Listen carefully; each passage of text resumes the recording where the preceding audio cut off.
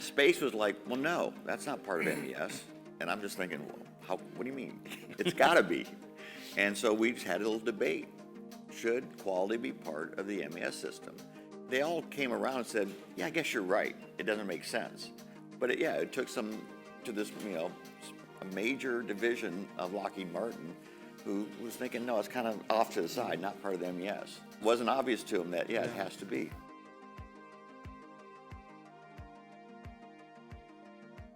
What would have taken us maybe for the period of time that went by, probably a week to gather the paper data to find out what we have.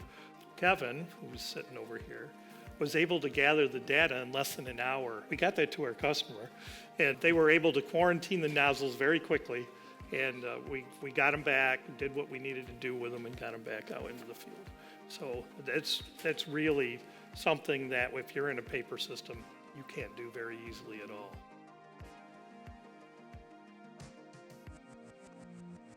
To me, it's everything. It starts from process planning.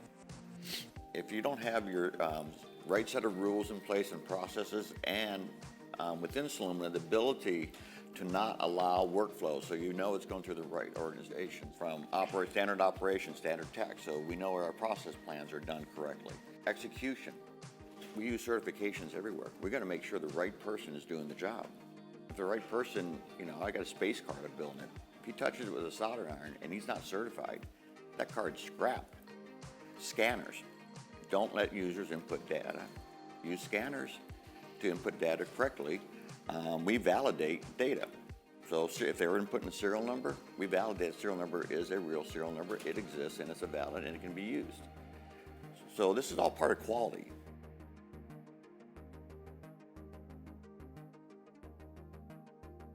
We have some really integrated test stands that we have now are able to capture all of the data, not just pass-fail, but all of the data right into Solumina, and there's no operator error, right? The operator can't write down the wrong number because it's coming in.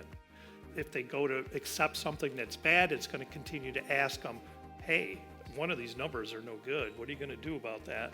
So then it kind of forces us to reject things.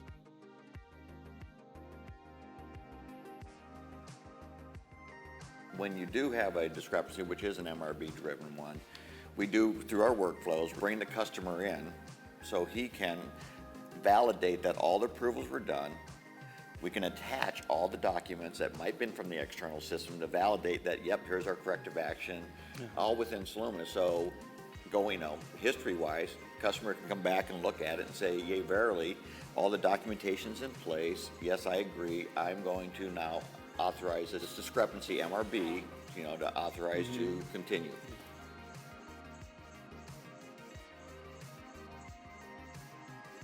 On the LEAP line where we have Solumina integrated, we can capture the first time yields, we can capture what those defect codes are, and we can start attacking process improvements based on that.